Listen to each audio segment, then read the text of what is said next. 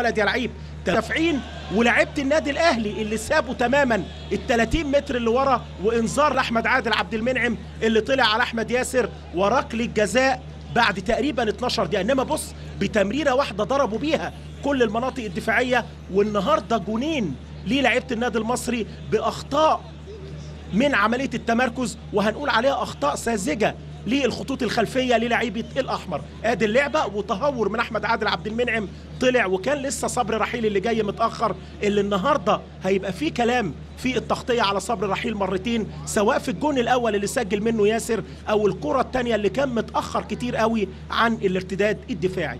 ركله جزاء للنادي المصري، وتقريبا نفس التوقيت اللي سجلوا فيه الهدف الاول في ال 45 دقيقه الاولى، كانت مع الدقيقه 12. بدانا دلوقتي الدقيقه 13. ركله جزاء، هنشوف محمد مجدي اللي هيلعب ولا مين.